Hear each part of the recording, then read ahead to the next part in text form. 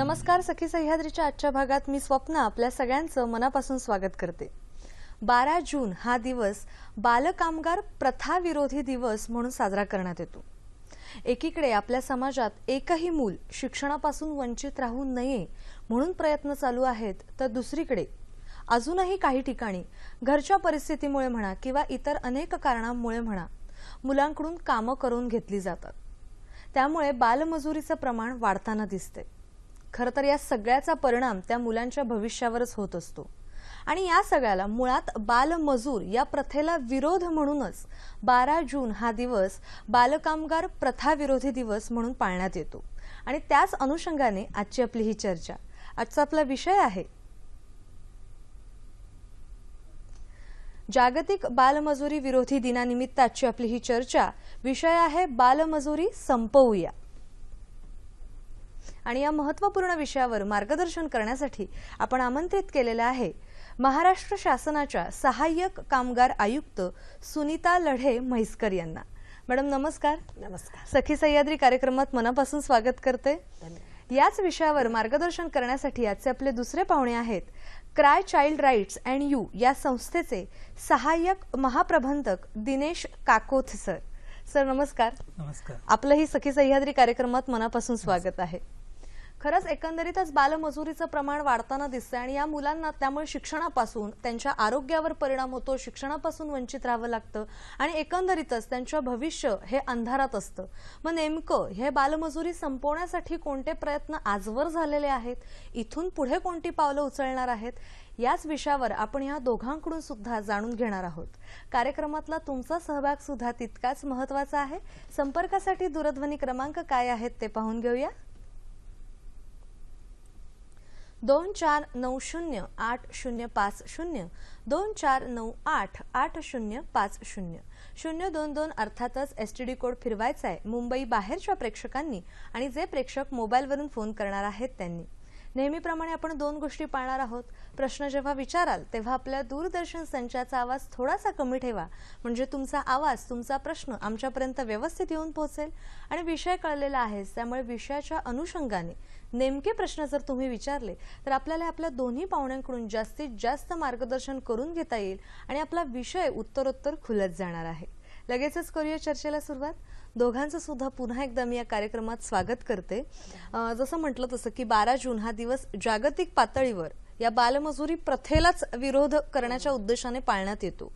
मग मुळात या दिवस कधीपासून साजरा करण्यात आला किंवा एकंदरीतच या दिवसामागची पार्श्वभूमी तुम्ही काय सांगाल मॅडम?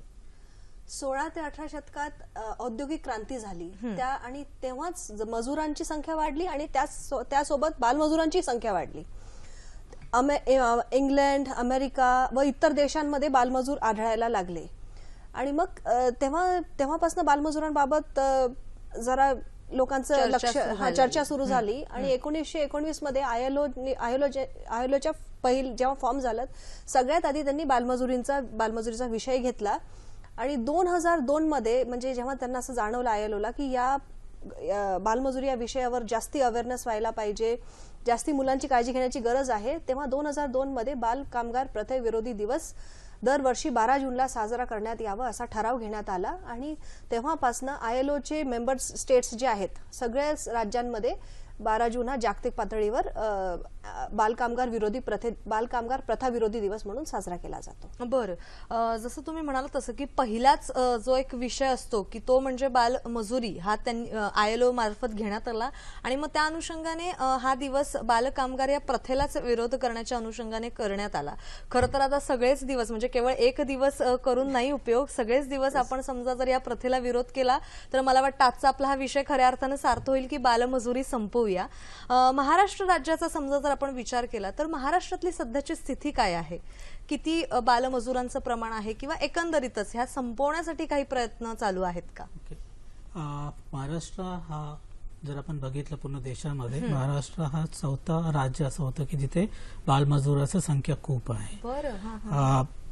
तर मुंबईमध्ये जर बघितलं की हे संख्या अराउंड 55,000 मुलं बालकामगारात आहे आणि एकूण 7 लाख मुलं महाराष्ट्रामध्ये मुलं बाल कामगार म्हणून काम करत आहेत. म्हणजे हा स्थिती हा स्थिती डेटा सरकारचाच डेटा आहे. 2011चं जे सेन्सस आहे त्यामध्ये नोंदले गेलेले ही संख्या आहे. तर आपण बघ हे संख्या तर नोंदले गेले आणि हे संख्या कुठून आले? हे संख्या जे आलेलं आहे बेसिकली जे इंडस्ट्रीज आहे ते सरकार रजिस्टर केले आहेत त्यांच्याकडून ही संख्या आहे. आणि आता भरपूर असं इंडस्ट्रीज आहे, छोटे इंडस्ट्रीज आहेत ते रजिस्टर झालेले नाहीत आणि त्यामध्ये मुलं काम करतात आणि सर्वांना माहिती आहे. पण बिकॉज ते रजिस्टर्ड केलेलं नाहीये म्हणून त्यांचा आकडा यामध्ये आलेला नाही. जर ते आकडा जर घेतलं तर हा संख्या तर डबल होऊ शकतो. म्हणजे हा बेसिकली महाराष्ट्राचा सध्याचा सिच्युएशन म्हणजे 2011चा सिच्युएशन आहे हे तर सेन्सस डेटा आणि वाढतच चाललेलं आहे. म्हणजे जसं तुम्ही म्हणाल तसं की महाराष्ट्र हे चौथ्या म्हणजे खरं तर ही भयंकर परिस्थिती आहे असं आपण म्हणू शकतो. आणि मुंबई पुरता जरी विचार केला तरी भरपूर आकडा आपल्याला दिसतो आहे. तर त्याला जोडूनच असं विचारायचं आहे की बालमजुरीचं प्रमाण अर्थातच वाढलेलं आहे आणि हा आकडा आपल्याला सांगतो आहे. पण शहरी भागाचा आणि ग्रामीण भागाचा जर आपण विचार केला तर नेमका कुठल्या भागामध्ये हे बालमजुरीचं प्रमाण अधिक दिसतं? जर आपण त्याचा डेटा बघितलं तर टोटल जे आहे मोर दॅन 50% जे आहे ग्रामीण भागात असतं. बरं. आणि हे ग्रामीण भागात शेती आणि कृषी या कामामध्ये मुलं जास्तीत जास्त गुंतले गेलेलं आहे. आणि शहरामध्ये जर बघितलं तर तुम्हाला जे वेगवेगळे ज्या इंडस्ट्रीज आहे, हॉटेल इंडस्ट्री आहे, चाय टपरी आहे आणि काय म्हणतात जरी इंडस्ट्री आहे मुंबईमध्ये, ह्या प्रकारामध्ये तुम्हाला मुलं बँगल मेकिंग आहे त्यामध्ये मुलं तुम्हाला शहरी भागामध्ये ह्या मुलं असं आढळतात. पण रुरलमध्ये तुम्हाला जास्तीत जास्त मुलं शेती आणि कृषी कामामध्ये तुम्हाला जास्त आढळता येतं. हो. म्हणजे एकंदरीतच घरची परिस्थिती आणि मग आई वडील करतायत त्यामुळे मग त्यांच्या मागे जाऊन मुलं काम करताना दिसतात. आणि अर्थातच शहरामध्ये आपण काही सांगू शकत नाही, इंडस्ट्रीमध्ये तुम्ही जसं म्हणाल तसं, आणि त्याही ज्या रजिस्टर नाहीयेत त्यांचा आकडा अजून आपल्यापर्यंत आलेला नाहीये. त्यामुळे खरंच ही भयंकर परिस्थिती आहे. 25% अग्रिकल्चर ऍक्टिव्हिटीज मध्ये हे मुलं म्हणजे 25-50% मोर दॅन आणि 40% अदर्स आहे म्हणजे इतर यामध्ये आहे. 50% मुलं जे आहे ते बेसिकली बालकामगार म्हणून शेतीचं काम कृषी कामामध्ये इन्क्लूड. बरोबर.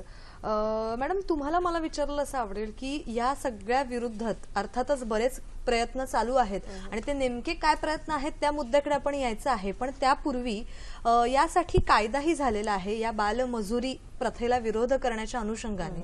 तर त्या कायद्याविषयी काय सांगाल तुम्ही? कारण का हा कायदा अस्तित्वात आहे हेच बऱ्याच जणांना माहिती नाहीये अशी सध्याची स्थिती आपण म्हणू शकतो या आकड्यांवरून खरं तर काय सांगाल मॅडम तुम्ही? बालकामगार प्रतिबंध व नियमन कायदा अधिनियम 1986 ला लागू झाला आहे. त्या अनुषंगाने महाराष्ट्राने त्याचे रूल्स बनवलेत 1997 ला. आणि या कायद्याअंतर्गत 14 वर्षाखालील मुलाला धोकादायक उद्योगात काम करण्यास प्रतिबंध करण्यात आलेला आहे. आणि इतर ठिकाणी कामाचे नियमन करण्यात आलेले आहे. जसे कामाचे तास म्हणजे इतर ठिकाणी जिथे बालकामगार काम करू शकतात म्हणजे तिथे कामाचे तास 6 तासापेक्षा जास्त नाही व्हायला पाहिजे. 3 तासानंतर त्याला 1 तासाचं ब्रेक द्यायला पाहिजे. त्यांना पगार मिनिमम वेजेस किमान वेतन द्यायला पाहिजे. आणि साप्ताहिक सुट्टी असायला पाहिजे. त्यांना ओव्हरटाईमचे काम नाही द्यायला पाहिजे त्यांना, असं नियमन आहे. आणि ज्यांच्याकडनं या अधिनियमाचे उल्लंघन केलं जातं त्यांच्यासाठी पेनल्टी आहे. 6 महिने ते 1 वर्ष कारावास आणि 10,000 ते 20,000 रुपये दंड. आणि जे अमेंडमेंट बिल प्रपोज आहे त्याच्यात या पेनल्टीला या शास्तीला ऑलमोस्ट दुप्पट करण्यात येत आहे अशी म्हणजे सध्या अमेंडमेंट प्रपोज्ड आहे. बरं. पण या अमेंडमेंट मध्ये जे नवीन अमेंडमेंट येतोय त्यामध्ये असं सांगितलं गेलंय की आता कुठल्याही प्रकारचं काम म्हणजे 5 ते 14 वयोगटातले जे मुलं ते आता जे आहे की त्यांना हे जे प्रोव्हिजन सांगते ते पूर्ण प्रोव्हिजन काढून टाकलेलं आहे. इंटरचे मुलं कामच करायला नाही पाहिजे. एक ते आहे. पण त्यामध्ये एक गोष्ट असं लिहिलेलं आहे की ते आपल्या जे घरातला जे काही बिझनेस आहे त्यामध्ये ते मुलं काम करू शकतो असा हा अमेंडमेंट मध्ये लिहिलेला आहे. आता प्रॉब्लेम हे आहे की तुम्ही कुठलाही जर आपण म्हणतो की 5 ते 14 वयोगट मुलं काम करायचंच नाही कारण त्याचं काम केलं तर त्यांचं शिक्षणाच्या संदर्भात आणि ओव्हरऑल डेव्हलपमेंट आहे स्वतःचं त्यामध्ये त्यांना स्कोप मिळत नाही. या ज्या मुद्दे आहेत तर या अमेंडमेंटमध्ये हे म्हणते की ते कुठल्याही कामामध्ये काम करायचं नाही म्हणजे इतर फॅक्टरीजमध्ये पण आपल्या फॅमिली बिझनेसमध्ये ते काय मदत करू शकतो. क्राय जे म्हणतात की ते हे गोष्टी सर जे मी करत थोडंसं असतात. तुम्हाला थांबवतीये. नेमका या कायद्यामधलं नवीन तरतुदी काय आहेत आणि क्राय संस्थेने सुद्धा भरपूर काम केलेलं आहे, तर त्याविषयी जाणून घ्यायचंय. पण प्रेक्षकांची उत्सुकता आहे, त्यामुळे फोन आपण घेऊया. भारत वाव्हाळे आपल्याशी बोलतात डोंबिवलीहून. नमस्कार सर. नमस्कार मॅडम. माझा प्रश्न असा आहे की आपल्या राज्यातच नव्हे तर संपूर्ण देशातच बालमजुरीविषयी कायदे असताना देखील संपूर्ण देशामध्ये बालमजुरी ही दिवसेंदिवस वाढत आहे आणि हे आपण सततच पाहतो वगैरे. माझा प्रश्न असा आहे की हा बालकांना मिळण्याचा शिक्षणाचा अधिकार शासनाने सवलती देऊन यांचे आई वडील त्यांना शाळेत पाठवत नाहीत आणि कुठेतरी बालमजुरी व कागपणास पाठवतात. त्याचप्रमाणे ग्रामीण विभागामध्ये शेतकरी किंवा शेताच्या मध्ये शेतमजुरांची समस्या असताना त्यांना शेतामध्ये देखील काम करण्याची त्यांना प्रवृत्ती होते आणि शेतामध्ये त्यांना काम करावं लावतात वगैरे. तर यावर कृपया आपण प्रकाश टाकावा. धन्यवाद. धन्यवाद सर. तोच मुद्दा आहे की शासनाने प्रयत्न केलेले आहेत की एकही मूल शिक्षणापासून वंचित राहू नये, पण तरी सुद्धा जसं म्हटलं तसं की घरची परिस्थिती असते किंवा इतर अनेक कारणं असतात की ज्यामुळे आई वडीलच मुळात त्या शिक्षण न देता बालमजुरी करायला भाग पाडतात असं आपण म्हणू शकतो. तर त्याविषयी तुमच्या दोघांचंही खरं तर मत जाणून घ्यायचंय. काय सांगाल? एक जे मुद्दा आहे की पालक आपल्या मुलांना कामामध्ये पाठवतात, हा जे मुद्दा जे बेसिकली आहे त्यामध्ये हे बघितलं गेलं की RTE ऍक्ट आहे, पण RTE ऍक्ट 14 वयोगटापर्यंत आहेत. पण दुसरा जो मुद्दा आहे की पालक का पाठवतं आपल्या मुलांना, है ना, पालक का पाठवतं? कारण आपल्या देशामध्ये ज्या रिसोर्सेस आहे जे आहे कामाचं वगैरे ते अनइक्वल डिस्ट्रीब्युशनचा मुद्दा आहे. बरोबर. आणि जे काम लोकांपर्यंत पोहोचलं पाहिजे हे किंवा NREGS आहे या वेगवेगळ्या स्कीम्स आहे काम ते लोकांपर्यंत पोहोचत नाही. कागदावर सर्व काही चांगलंपणे सर्व नोंदलं गेलेलं आहे, पण इम्प्लिमेंटेशन हा एक मोठासा एक प्रॉब्लेम आम्हाला दिसतो. केव्हा आम्ही ग्राउंड लेवलवर आम्ही संस्थांबरोबर काम करतो आणि गावांमध्ये जेव्हा जातं हे दिसतं की लोकांना काम मिळत नाही. काम मिळालं तरी त्यांना पैसे वेळेवर मिळत नाही. तर खूप काही गोष्टी इथे इन्व्हॉल्ड आहे. मग पालक काय करू शकतो? म्हणजे ऑप्शनल त्यांच्याकडे पैसे नाही. ते प्रत्येक जेव्हा शाळा पालकांशी जेव्हा आपण बोलतो ना, पालकांना असं वाटतं आणि जेव्हा आपण प्रत्यक्ष त्यांच्याशी भेटतो आणि बोलतो ते म्हणतं की आम्हाला शिकवायचं आहे पण आमची परिस्थितीच नाही. बरोबर. आणि दुसरा मुद्दा काय की 14 पर्यंत ठीक आहे, 8वी पर्यंत शाळा जी आहेत ते RTE मध्ये फ्री आहे. त्याचं पुढे काय? त्याचं पुढे RTE ह्या मुलांना घेत नाही. तर आम्ही क्रायमधून आम्ही असं म्हणतोय की हे जे RTE ऍक्टचं जे 6 ते 14 आहे त्याला ते 6 ते 18 वयोगटापर्यंत घेऊन जायला पाहिजे. त्याचा अर्थही होतं की सर्वांना मोफत आणि सक्तीचं शिक्षण मिळू शकतो. आणि हे समाज आणि सरकार, कारण सरकारकडे पैसा आहे, सरकारकडे इन्स्ट्रुमेंट्स आहे, तर सरकार ह्याला मग एक तऱ्हेने म्हणजे इथे आम्ही असं म्हणतोय की सरकार करायलाच पाहिजे, पण समाजातलं जे बाकीचं जे काही घटक आहेत ते समाज म्हणून आपणही त्याला बघायला पाहिजे की कसं इम्प्लिमेंट होतं नाही होतं काय होतं. कारण हे दोन्ही तऱ्हेनं आपल्याला हे बघायला म्हणजे पाहिजे. अर्थात आपण असं म्हणू शकतो की सोयी अनेक आहेत किंवा सुविधा अनेक आहेत, फक्त त्यांची अंमलबजावणी करण्यासाठी प्रत्येक व्यक्तीकडनं प्रयत्न होणं गरजेचं आहे, नाही का मॅडम? मला याच्यात थोडंसं ऍड करायचंय. काकोदकर जे म्हटलंय ते गरिबीमुळे बालमजूर बनतात आणि बालमजूर बनतात म्हणून गरिबी वाढते. हे असं वर्ल्ड बँकने एका सर्वे मध्ये सांगितलंय की त्याचं जे मूल बाल कामगार म्हणून कमवायला लागतं लवकर, त्याचं आयुष्यभरात त्याचं 20% त्याची कमाई कमी होते. बरोबर. कारण तो शिकत नाही, त्याला व्यवस्थित नोकरी नाही मिळत पुढे. तर गरिबीमुळे बाल कामगार व्हायला पाहिजे किंवा होतात याच गोष्टीवर बेसिकली आळा घालायला पाहिजे आणि तेच शासन करतंय म्हणजे या कायद्याच्या अंमलबजावणीनुसार. आणि आम्ही कामगार विभाग धाडी अरेंज करतं, जिथे जिथे आम्हाला कळतं की बालमजूर आहे तिथे धाडी अरेंज करतो. मागील 3 वर्षात आम्ही 450 धाडींमध्ये 2500 मुलांना सोडविले आहेत. हो. आणि पुढे ते मुलांना मग आम्ही पोलिसांच्या स्वाधीन करतो. आणि यांचं जे म्हणणं होतं, फोन कॉल आला होता त्यांचा, की इतके मुलं दिसतात आणि काहीच होत नाही आहे किंवा मुलं इतके प्रयत्न होतात तरी मुलं दिसतात आहे. तर मी त्यांना असं सांगू इच्छिते की 65% हे बालकामगारांची संख्या 65% कमी झाली आहे. बरं. सध्या आहेत, अजूनही आहे, 7 लाख आहेत महाराष्ट्रात. सेन्सस प्रमाणे 7 लाख बालमजूर आहेत, पण प्रयत्न सुरू आहेत. आणि या व्यतिरिक्त धाडी टाकून सुटका करण्याच्या व्यतिरिक्त शासन अवेअरनेस पण करते, जनजागृती करते. त्याकरिता शासनामार्फत आम्हाला दरवर्षी ग्रांट मिळते 5 कोटी 7 कोटी 5 कोटी मिनिमम मिळतातच. जनजागृतीसाठीच मला वाटतं आपली ही चर्चा आहे. का आपल्याला एक फोन आलेला आहे तो आपण घेऊया. बाळ जगताप आपल्याशी बोलतात पुण्याहून. नमस्कार सर. हा नमस्कार. बोला. माझा प्रश्न असा आहे. हॅलो. हा विचारा सर. फटाका इंडस्ट्रीमध्ये क्रॅकर्स इंडस्ट्रीज बहुधा शिवकाशी तामिळनाडूमध्ये हा कारखाने जास्त आहेत. त्या ठिकाणी पूर्वी बालमजूर फार काम करत, फार संख्येने काम करत, त्यांच्यावर कसल्याही सुविधा नसत, रोगांना ते बळी पडत, त्या हॅझार्डला बळी पडत. आता तिथं परिस्थिती काय आहे आणि जर नसेल तर काय उपाययोजना आहे, त्यांच्या मुलांच्या आरोग्याचा प्रश्न कसा सोडवला जातो. दुसरी गोष्ट अशी, एक उदाहरणाने चांगलं घेण्यासारखं उदाहरण आहे माझ्या मुलाबाबतीत.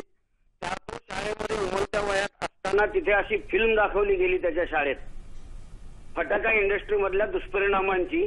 तेव्हापासून माझ्या मुलाने फटाके उडवणं सोडून दिलं. म्हणजे 6वी पासून आता तो मुलगा सर्व्हिस करतोय. हा, तर असं काय करता येईल का अवेअरनेस साठी? आणि एकंदर आताची परिस्थिती तिथली काय आहे आणि बालमजूर किती आहेत, कशा आहेत, त्यांची परिस्थिती काय, त्यांच्या आरोग्याची स्थिती काय, ह्या संदर्भातलं मला माहिती हवी. बरं धन्यवाद सर. जनजागृतीसाठी नेमकं काय करता येईल याविषयी जाणून घ्यायचंय, त्या मुद्द्याकडे यायचंय. पण तत्पूर्वी त्यांचा जो प्रश्न होता की फटाका इंडस्ट्रीमध्ये काम करताना अनेक वेळा मुलांच्या आरोग्यावर दुष्परिणाम होत असतो. यापूर्वी असे बरेच दुष्परिणामांना सामोरी गेलेली मुलं आहेत. तर आता सध्याची स्थिती काय आहे? शिवाकाशी तामिळनाडूमध्ये फटाका इंडस्ट्रीमध्ये जेव्हा ब्लास्ट झाला आणि मुलं 1996 मध्ये आणि तिथे खूप बालमजूर मृत झालेत. त्यानंतर सुप्रीम कोर्टने जजमेंट दिलं आहे की फटाका इंडस्ट्रीला हजार्डस मध्ये घेण्यात आलंय. फटाक्यांच्या कारखान्यात बालमजूर एक तर काम करूच नाही शकत. बरं. आणि महाराष्ट्रामध्ये तरी त्यांनी विचारलं ना मला की किती बालमजूर आहेत फटाका कारखान्यांमध्ये, तर फटाक्यांच्या कारखान्यामध्ये सध्या तरी बालमजूर नाहीत माझ्या माहितीप्रमाणे. आणि जर तुम्हाला कुठे आढळले तर कृपा करून आम्हाला इन्फॉर्म करा, आम्हाला तक्रार करा. तिथे धाड टाकून मुलांना सुटका करण्याची जबाबदारी कामगार विभागाची आहे. वा. आणि त्यांच्या प्रकृतीसाठी जे प्रश्न विचारले की प्रकृतीसाठी काय उपाययोजना आहेत, तर तिथे जेव्हा मुलांना काम करणं अलाउडच नाही आहे, काम करूच नाही शकत, तर तिथे काम करून त्यांच्या प्रकृतीसाठी काही उपाययोजना करण्याची आवश्यकता नाही असं मला म्हणायचं. म्हणजे मुळात जर आपण बाल कामगारांना किंवा मुलांना तिथे काम करण्यासाठी परवानगीच दिली नाही तर त्यांच्या प्रकृतीचा प्रश्न उद्भवतच नाही का? सर तुम्ही काय सांगाल? कारण का त्याच अनुषंगाने त्यांचा होता की स्थिती काय आहे, किंवा जसं मॅडमने सांगितलं की महाराष्ट्रापुरती अर्थातच नाही आहेत आणि समजा असेल तर संपर्क करण्याची सुद्धा त्यांनी आव्हान दिलेलं आहे. तर याबद्दल तुमचं मत काय आहे? मत तेच आहे की बेसिकली ज्या फटाका कंपनी हा हजार्डस इंडस्ट्रीमध्ये येतं म्हणून सरकारने त्याला हजार्डस इंडस्ट्री म्हणून घोषित केलेलं आणि मुलं तिथे काम करू नये. आणि महाराष्ट्रामध्ये जर बघितलं की एक तर फटाका इंडस्ट्री एक आहे, पण अग्रिकल्चर सुद्धा एक मोठा हजार्डस इंडस्ट्री आहे.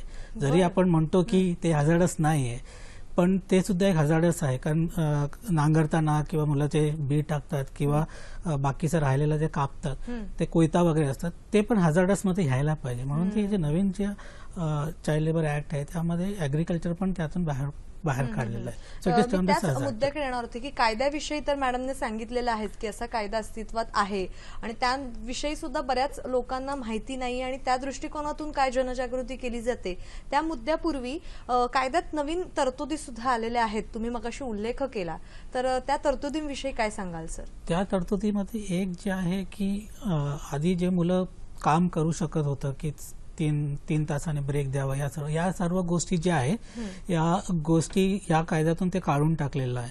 आणि खूप काही इंडस्ट्रीज जे आहे त्यातून ते सुद्धा बाहेर काढलेलं आहे. पण एक तरतूद सरकारने हे ठेवले त्या कायद्यामध्ये की हे कायद्यामध्ये मुलं जे आहेत आपल्या ज्या घरगुती व्यवसाय आहे त्यामध्ये ते मुलं काम करू शकतो. आता यामध्ये एक प्रॉब्लेम क्राईनी सुद्धा हे सांगितलंय, सरकारला सांगितलंय की जर तुम्ही मुलांना आपल्या घरातल्या बिझनेसवर काम करण्याचं जे सांगताय तुम्ही, ते सुद्धा एक प्रॉब्लेम आहे. कारण जर मुलं आपल्या बिझनेसवर, तर त्याला कोणी मॉनिटर करायला कोणी नसणार की बाबा तो किती तास काम करतोय, तो शाळेत जातो की नाही आहेत.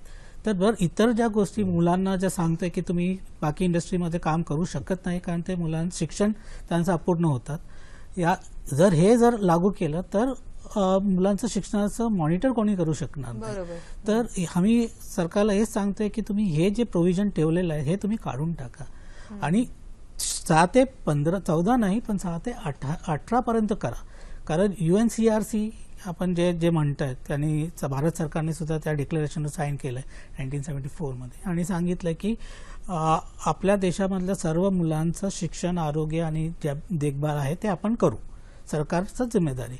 मग हे असताना मग कायदा जेव्हा बनवताना तुम्ही 6 ते 14 मध्येच मुलांना काम न करण्याचा कायद्यामध्ये हे टाकतात आणि पण 15 ते 18 साठी मुलांसाठी काय, पण ते पण मुलंच आहे, पण फक्त ते ॲडोलसंट आहेत पण त्यांचा समज वाढलेला आहे म्हणून ते काम करू शकतो का, हा एक मोठा प्रश्न आहे.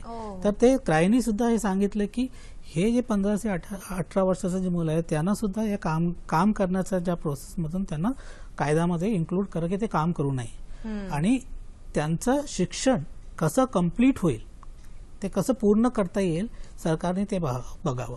एक आहे RTE ऍक्ट, ते RTE ऍक्ट 6 ते 14 म्हणतात, पण आपण म्हणतो की जर 15 ते 18 वर्षाचं जे मुलं जर शिक्षणाचा प्रवाहात आणायचं असेल तर आपल्याला RTE ऍक्टचं जे एज ग्रुप आहे 6 ते 14 ते 18 पर्यंत वाढवायला लागेल, तरच आपण एन्श्योर करू शकतो.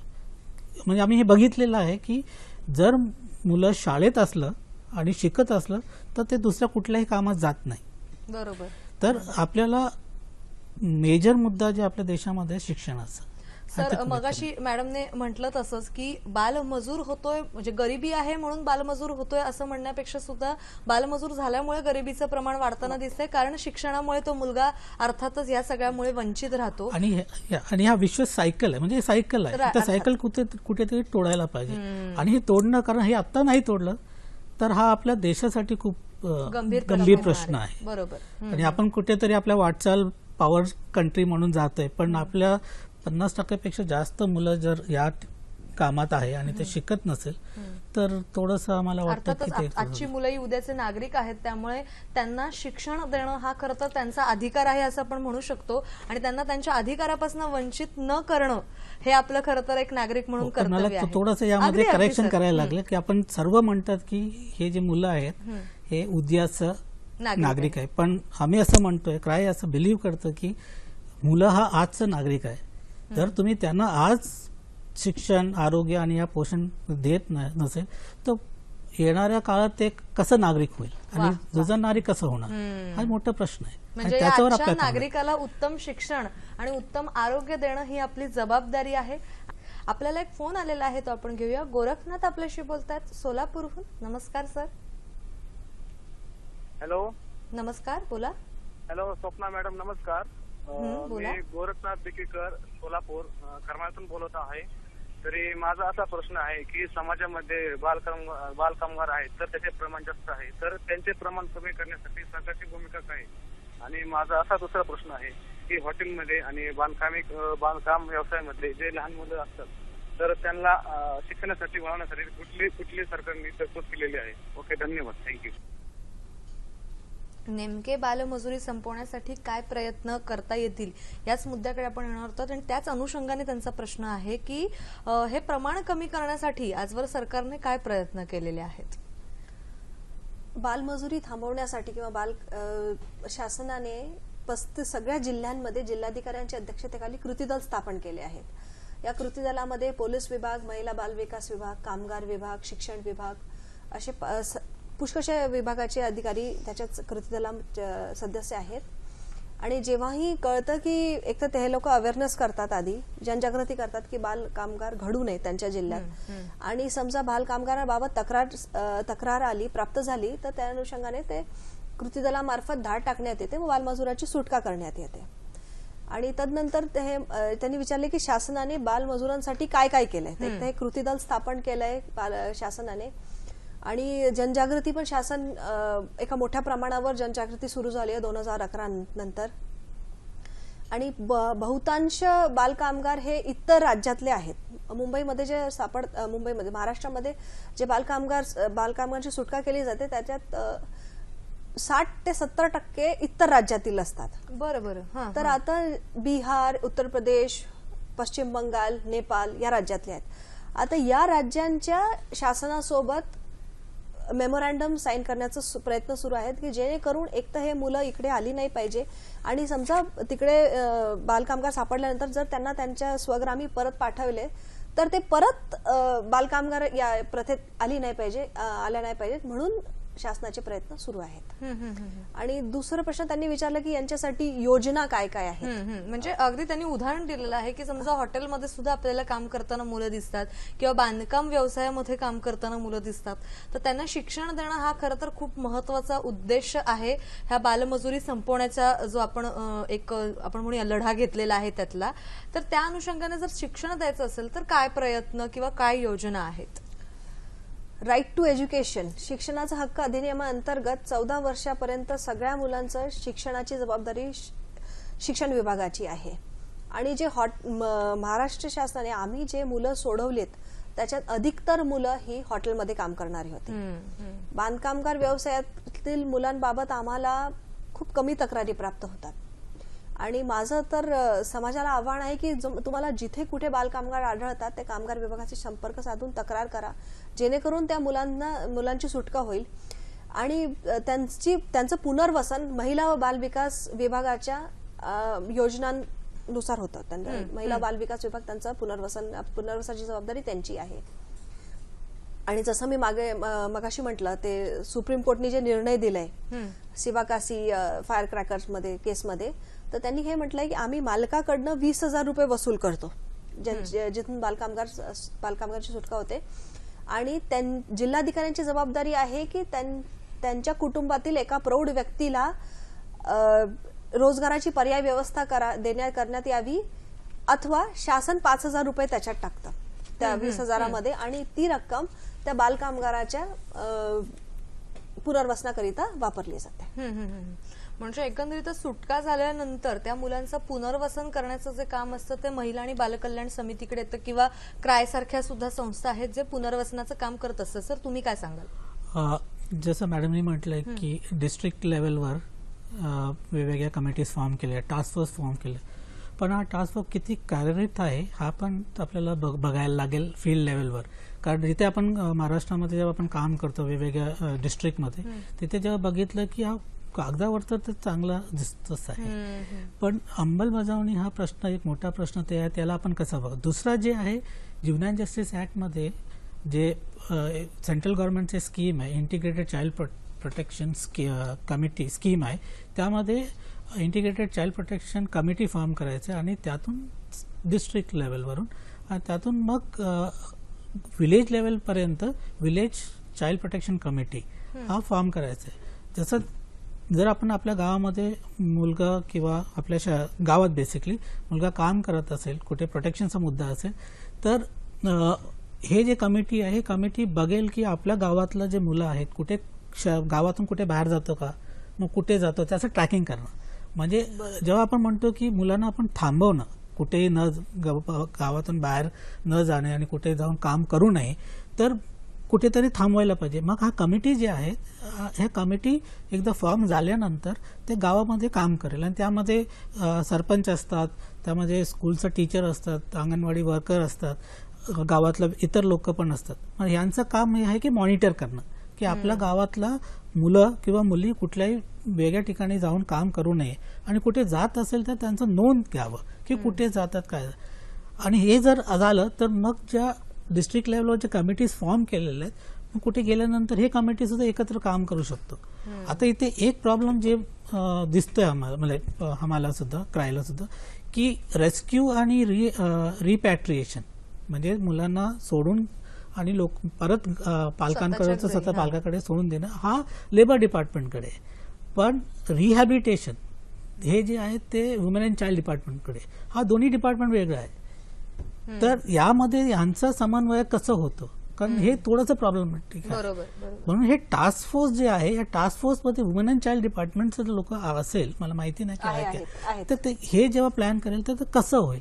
मग डिस्ट्रिक्ट लेवलवर किंवा जिल्हा लेवलवर आणि ब्लॉक लेवल याचं अंमलबजावणी कसं होतं त्याचे पूर्ण सिस्टमला थोडंसं एकदा बघायला लागेल की कसं होतं. कारण ठाणा बाकी ठिकाणी ह्या जास्तीत जास्त मुलं काम करतात म्हणजे आढळतात आपल्याला मुंबईमध्ये सबअर्बनमध्ये. कारण गावामध्ये करायला सोपं आहे पण मुंबईमध्ये वॉर्ड लेवल आहे ते वॉर्ड लेवलमधून कसं आपल्याला करता येईल ते म्हणजे मुलं काम थोडक्यात काय करतात. तर सगळ्यांनी समन्वय साधून काम करणं खूप महत्वाचं आहे.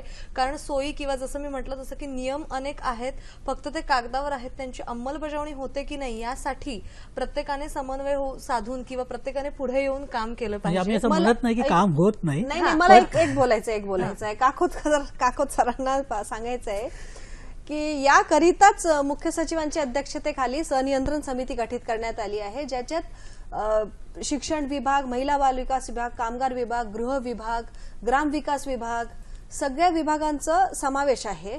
आणि मुख्य सचिव वर्षातनं एकदा आढावा घेतात की सगळ्यांचं समन्वय होत आहे की नाही, बरोबर काम होत आहे की नाही. This is for your information sir. अर्थातच आपल्याला एक फोन आलेला आहे तो आपण घेऊया. उमा महाजन आपल्याशी बोलतायत गोरेगावहून. नमस्कार मॅडम. हा, अन्न, वस्त्र, निवारा आणि शिक्षण आणि आरोग्य हे जर सरकारने जबाबदारी उचलली तर कोणती आई वडिलांना वाटत नाही की आपल्या कच्च्या बच्चांना कामाला पाठवावं, वीटभट्टी म्हणा किंवा फटाकड्यांच्या. हे जे सरकारने जर उचलली जबाबदारी की कोणत्याही आई वडील पाठवून देणार नाहीत आणि हे मूलभूत गरजा सरकारने उचललं पाहिजे. क्रयशक्ती वाढवलं पाहिजे. घरातले फक्त आई बाप काम करून जर मुलांचं पोट भरत नसेल तर लहान मुलं आणि म्हातारे सुद्धा कामाला जावं लागतं ना इलाजानं. शिक्षण तर दूर राहिलं, फक्त अन्न पहिला प्रेफरन्स काय अन्न, त्यानंतर निवारा, वस्त्र आणि मग शिक्षण तर बाजूलाच राहतं. जर हे गव्हर्नमेंटचे काम आहे की क्रयशक्ती वाढवा आणि हा पूर्ण फक्त बालकांचंच नाही पूर्ण नागरिकांची जबाबदारी उचलायची गव्हर्नमेंटचे काम आहे. फक्त गरिबी हटावा, फक्त घोषणा नको, कृती पाहिजे. थँक्यू. धन्यवाद मॅडम. काय सांगाल सर? हे जे फोन आलेले आहेत मॅडम जे सांगतायत की सरकारने या जबाबदारी उचलायला पाहिजे, बेसिकली सरकारचंच काम आहे. कारण कॉन्स्टिट्यूशन ऑफ इंडियामध्ये सरकारने सांगितलेलं आहे की आपण हा अन्न, निवारा आणि शिक्षण निवारा या तर मूलभूत गरजा आहेत आणि आरोग्य आणि शिक्षणाची सुद्धा जबाबदारी सरकारने घेतली पाहिजे आणि सरकार बहुतेक ते करत आहेत. म्हणजे आरटी हा एक मुद्दा एक व्हेकल आहे जिथे मुलं 7 ते 14 वयोगटातले मुलं जे आहे ते शिक्षण घेऊ शकतात. त्यांना मिड डे मील पण मिळतं त्यामध्ये. पण जसं मी सांगितलं 15 ते 18 वर्षाचे जे मुलं आहेत त्यांना पण त्या कायद्यामध्ये घेऊन येण्याचं एक सरकारने करायला पाहिजे. दुसरा जे आहे की वेगवेगळ्या ज्या स्कीम्स आहे म्हणजे एक जे आहे रोजगार हमी योजना, ते महाराष्ट्र एक असं स्टेट आहे जी रोजगार हमी योजना हा इम्प्लिमेंट केलं होतं आणि मग इतर राज्यांनी सुद्धा हा इम्प्लिमेंट केलं. याचा अंमलबजावणी अजून चांगलं होणं, कारण लोक काम करतात त्यामध्ये जातात गावातले लोक पण त्यांना पैसे वेळेवर मिळत नाही. त्यासाठी सुद्धा खूप काही गोष्टी सरकारने केलेल्या आहे की पोस्ट ऑफिसमध्ये अकाउंट उघडा, बँकेत अकाउंट उघडा आणि पैसे डायरेक्ट ट्रान्सफर करावं, पण त्यामध्ये सुद्धा पैसे लेट येतात. या मुद्दे आहे. दुसरा जे आहे की हे सर्व असताना सुद्धा आपल्याला अजूनही आपल्या देशामध्ये खूप फॅमिलीज जे आहे बिलो पॉवर्टी लाईनमध्ये आहे. बीपीएल फॅमिलीज आपण डेटा काढलेला आहे सरकारने, त्यांना रॅशन फ्री देतोय किंवा कमी पैशात रॅशन देतोय, या सर्व करतोय. पण एकूण ह्या फॅमिलीजना आपण कसं अजून चांगलंपणे या फॅमिलीजना या गरिबीचा ज्या चक्रातून बाहेर काढण्यासाठी आपण इंटिग्रेटेड वेने हा प्रोग्राम कसा राबवू शकतो आणि ते त्या लोकांपर्यंत पोहोचतोय की नाही पोहोचतोय हे बघणं खूप गरजेचं आहे. आपण कुठेही म्हणत नाही की सरकार काय करत नाही, सरकार करतंय, पण अजूनही आपल्याला असं वाटतं की कुठेतरी कमतरता आहेत, कुठेतरी मॉनिटरिंगचा प्रॉब्लेम आहे, कुठेतरी लोकांपर्यंत ते सुविधा पोहोचत नाही. म्हणून जे एकदम गरिबीमध्ये राहणारे जे पालक आहे त्या पालकांचं मुलं बालमजूर म्हणून काम करतात आणि सरकार ते थांबवण्यासाठी सुद्धा काम करतंय. म्हणजे मला असं वाटतं की आता वेळ आलेला आहे आपल्या देशाला आणि आपल्या सर्वांना की एकत्र येऊन या बालमजुरीचा ज्या पूर्ण जे डोंगर आहेत ते वाढतं डोंगर आहे त्याला आपल्याला नष्ट करायला लागेल. बरोबर. त्यासाठी एकूण सर्व डिपार्टमेंट आपल्या देशाचं एकूण सर्व डिपार्टमेंट एकत्र येऊन याच्यावर काम करणं आणि कोऑर्डिनेशन करणं, जसं ते प्रोसेस ऑलरेडी चालू झालेलं आहे आणि त्याला स्ट्रीमलाईन होऊन त्याला रेग्युलर मॉनिटरिंग ते कसं होईल, कोण करेल, ह्या मुद्दा ते डिपार्टमेंट बघतातच आहे. समाजाचा इतर लोकांचा कसं सहभाग घेता येईल, जसं मी म्हटलं वेगवेगळ्या ज्या ICPS आहे, हे कमिटीज आहेत, ते एकत्र येऊन कसं काम करता येईल आणि गावांमध्ये एक सुरक्षित वातावरण कसं निर्माण करता येईल आणि जे लोक ज्यांचं गरिबीचं चक्रामध्ये आहेत त्यांना कसं फोकस्ड वेने त्यांना या मुद्द्यातून काढणं, हा सरकारचा एकमेव ऑब्जेक्टिव्ह असलं पाहिजे. आणि जे मुलं ऑलरेडी कामामध्ये आहे त्यांना रेस्क्यू, रिपॅट्रिएशन आणि रिहॅबिलिटेशन याच्यावर अजून काय आपण चांगल्यापणाने कसं आपण करता येऊ शकतो, आपण एकत्र मिळून ते करणं खूप थोडक्यात सगळ्यांनी एकत्र येणं गरजेचं आहे. आणि शासनाने या आतापर्यंत काय केलेलं आहे हे तर मॅडमने सांगितलेलंच आहे. इथून पुढच्या योजनांबद्दल तुम्ही सर सांगतायत तर मॅडमकडून आणखीन जाणून घेऊया त्या योजनांबद्दल. पण एक फोन आलेला आहे तो आपण घेऊया. रवींद्र कुडाळकर आपल्याशी बोलतायत पुण्याहून. नमस्कार. माझे 3 प्रश्न आहेत.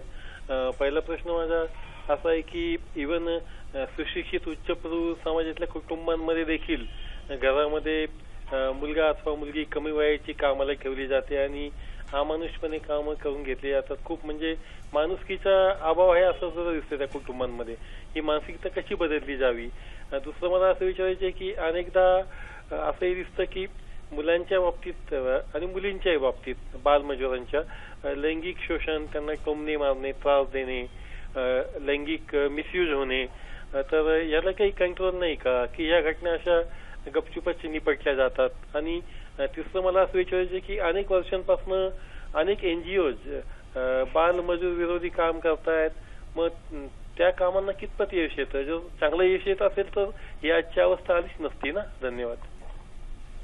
धन्यवाद सर. खूप छान वेगळे मुद्दे त्यांनी मांडलेले आहेत की आपण म्हणतोय की एक गरिबी आहे म्हणून बालमजुरीचं प्रमाण वाढतंय, पण अजूनही सुशिक्षित किंवा उच्चभ्रू व्यक्तींच्या घरी सुद्धा कामाला मुलं ठेवली जातात. मग हे एक प्रकारे बालमजुरीचं म्हणजे आपण एक काय म्हणतात त्याला सपोर्ट करतोय असं आपण म्हणू शकतो. तर त्याविषयी मॅडम काय सांगाल तुम्ही. जास्तीत जास्त घरकाम करणाऱ्या बालमजुरांमध्ये मुलींचं प्रमाण जास्त आहे. जितकेही घरकाम करणारे बालकामगार सोडवले जातात त्याच्यात 90% मुलींचं प्रमाण आहे. आणि याच्यासाठी आता म्हणजे फक्त घरकामसाठीच नाही पण इतरांसाठी पण आता महाराष्ट्र पोलिसांनी आर्टिकल 370 लावायला सुरू केलंय. आधी कायद्यामध्ये बालकामगार अधिनियम अंतर्गत जी शास्ती सांगितली होती त्याच्यात 1 व 3 महिने ते 1 वर्ष कारावास होता आणि 10 ते 20,000. तर मालक लोक हे देऊन हे काय म्हणतात हे कारावास आणि हे पैसे देऊन मोकळे व्हायचे. पण आता आर्टिकल 370 लावायला सुरुवात केली आहे शासनाने. त्या अंतर्गत इट इज अनबेलेबल. एक तर त्यांना बेल मिळत नाही, उलट त्यांना 7 वर्षाचा कारावास होतो. बरं. तर हे मागच्या 2 वर्षात 65 केसेस अशा झाल्यात. आणि यामुळे यापूर्वी पण मी सांगितले की बालकामगारांची संख्या महाराष्ट्रात 65% कमी झालेली आहे. तर मागच्या 2 वर्षात तर अधिक प्रमाणात बालकामगारांसाठी रेड्स म्हणजे धाड टाकणं आणि अवेअरनेस जनजागृती करणं मोठ्या प्रमाणावर सुरू आहे. तर घरकामगारांसाठी जे लैंगिक छळ होते एक बोलले, लैंगिक शोषणासाठी पॉस्कोचा कायदा आहे. आणि तुम्ही बाल कल्याण समितीला डायरेक्टली पण मूल स्वतःला हजर करू शकतो किंवा कोणीतरी त्याला गाईड करू शकतो की बाल कल्याण समिती पुढे तुम्ही आपलं केस न्यावी किंवा पोलिसांना तर पॉस्को कायद्या अंतर्गत त्यांच्यावर कारवाई करू शकतात. मेन थिंग आहे काय आहे माहित आहे का, मला असं वाटतं इथे सगळे लोकांना माहित आहे घरकामात कुठे मूल काम करतं, छोटं बाल कामगार आहे, सगळ्यांना माहित आहे लैंगिक शोषण इथे होत आहे. पण कोणी पण त्यांना जाऊन सांगत नाही की इथे तक्रार करा, इथे तुम्ही जाऊन आपली बाजू मांडा की जेणेकरून त्यांचं पुढे पुनर्वसन होईल. आधी तुम्ही तक्रार करा आणि पुनर्वसन नाही झाल्यावर मग दोष द्या. पण मी म्हणते की आधी अशा लोकांना मोठ्या प्रमाणात अशा केसेसला मोठ्या प्रमाणात पुढे आणण्याची गरज आहे. एक तर पोलिसांकडे घरकाम असेल तर कामगार विभागाकडे मला असं वाटतं हे म्हणायचं. म्हणजे मुळात आपण असं म्हणू शकतो की शासनाकडून प्रयत्न केले जातात किंवा बऱ्याच संस्था सुद्धा काम करत आहात, पण आपली जबाबदारी काय आहे तर समजा असं काही कुठे घडत असेल तर निदान त्या व्यक्तीला किंवा त्या मुलाला तिथपर्यंत ज्या काम करतायत संस्था त्या संस्थेपर्यंत पोहोचवण्याचं काम सुद्धा आपण आपल्या पद्धतीने पुनर्वसनाचंच काम करू शकतो, नाही का? आपल्याला एक फोन आलेला आहे तो आपण घेऊया. महानंदा आपल्याशी बोलतात जालन्याहून. नमस्कार. हॅलो, मी रानवारे महानंदा शिवदास बोलते. हा बोला. हा, जालन्याहून बोलते. आता मी राष्ट्रीय बालकामगार प्रकल्पामध्ये काम करते. बरं, फोन बहुधा कट झालेला आहे. राष्ट्रीय बालकामगार समितीमध्ये त्या राष्ट्रीय बालकामगार प्रकल्प त्यामध्ये त्या काम करत आहेत. तर काय सांगाल, म्हणजे आणखीन पुढे मी सांगते. छान काम करण्यासाठी काय सांगाल? मला वाटतं त्यांचा प्रश्न त्याच अनुषंगाने असावा. फोन बहुधा कट झालाय त्यामुळे.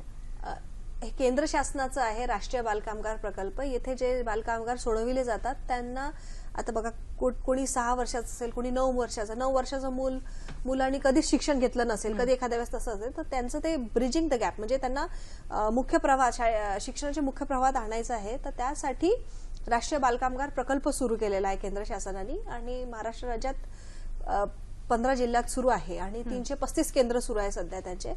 त्याच्यात ब्रिज कोर्स त्यांना देतात, त्यांना व्होकेशनल ट्रेनिंग दिलं जातं सुटका केलेल्या बालकामगारांना किंवा इतर बालकामगारांनाही ज्याची शक्यता आहे या बालकामगारात जाण्याची. त्यांना 3 वर्षाकरिता तिथे बालकामगार प्रकल्पात अंतर्गत जे विशेष प्रशिक्षण केंद्र आहे तिथे त्यांना व्होकेशनल ट्रेनिंग दिलं जातं. त्यांना 3 वर्षात त्यांचं ब्रिज कोर्स म्हणजे वयानुरूप यांना म्हणजे 9 वर्षाचा मुलगा आहे तर त्यांनी 3रीत असायला पाहिजे, तर त्याला तिथपर्यंत असं शॉर्ट स्पॅन ऑफ टाइम असं ब्रिज कोर्स देऊन त्याला त्या लेवलवर आणून त्याला मुख्य प्रवाहात शाळेच्या मुख्य प्रवाहात आणलं जातं. तर सध्या 14,500 मुलं आहेत राष्ट्रीय बालकामगार प्रकल्पात, महाराष्ट्रातले राष्ट्रीय बालकामगार प्रकल्पात आणि आतापर्यंत 47,000 मुलांना मुख्य प्रवाहात आणण्यात आलेला आहे 1997 पासून. सर, आपला जो विषय आहे बालमजुरी संपवूया, खरं तर खूप मोठा विषय आहे, पण आता घड्याळ खुणवायला लागलेला आहे आपल्याला, त्यामुळे अगदी थोडक्यात तुम्ही आपल्या प्रेक्षकांना काय सांगाल? दोघांकडूनही जाणून घ्यायचंय. एक आहे की पूर्ण शहरी भागामध्ये किंवा गावात सुद्धा लोकांनी आपल्या ज्या मुलं जिथे कामाला जातात हे समजून घ्यावं की मुलं जर आपलं मुलं असेल तर आपण आपल्या मुलांना कामाला लावणार का? नाही. मग इतर जे मुलं काम करतात तर ते लोकांनी सुद्धा आपल्या घरी किंवा कुठेही मुलांना एक बालमजूर म्हणून ठेवू नये. एक दुसरा, जिथे कुठेतरी बालमजूर दिसत असेल तर इमिडिएटली त्याला ऍडमिनिस्ट्रेशनला कळवावं की असं तिकडे मुलं आहेत, त्यांना कामाचं काम करतायत, त्यांना रेस्क्यू करावं आणि रेस्क्यू करताना त्यानंतर रिपॅट्रिएशन आणि त्याचं रिहॅबिलिटेशन हे चांगल्यापणे कसं होऊ शकतं गावांमध्ये बसून किंवा सरकारने हे पूर्ण मुद्दा घेऊन त्याला कसं करता येईल ते करून घ्यावं. बरं मॅडम, तुम्ही काय सांगाल अगदी थोडक्यात? जास्तीत जास्त धाडी टाकून मुलांची सुटका करणे, मोठ्या प्रमाणावर जनजागृती करणे आणि शेवट महाराष्ट्र राज्य बाल कामगार मुक्त करणे हे आमचे ध्येय आहे. आणखी एक मुद्दा आहे की जेवढं मुलं आहेत ते सर्व मुलं शाळेत असलं पाहिजे, ते गरजेचं आहे. हे जर इम्प्लिमेंट नीट झालं तर मला वाटतं की आपल्या राज्यातलं एकही मुलं बालकामगार असतं. म्हणजे मुळात काय तर शिक्षण हा मुलांचा अधिकार आहे आणि तो अधिकार त्या मुलांना पोहोचवणं हे आपलं कर्तव्य आहे. आणि त्यामुळेच समजा आपल्या आजूबाजूला सुद्धा अशी मुलं दिसत असतील तर त्यांना व्यवस्थित समाजाच्या मुख्य प्रवाहात आणण्याचं काम करणं ही आपली जबाबदारी आहे, नाही का? आणि त्यामुळे खऱ्या अर्थानं महाराष्ट्र बालमजुरी मुक्त होऊ शकतो आणि आपली ही चर्चा खऱ्या अर्थानं साध्य होऊ शकते. कसा वाटला आजचा कार्यक्रम हे आमच्यापर्यंत जरूर पोहोचवा. फेसबुकचं माध्यम आहे, ईमेल आयडीचं माध्यम आहे. फेसबुकसाठी तुम्हाला टाईप करायचं आहे www.facebook/sakhisayhadri.dd या आमच्या फेसबुक पेजला तुम्ही भेट देऊन तुमच्या प्रतिक्रिया नोंदवू शकता.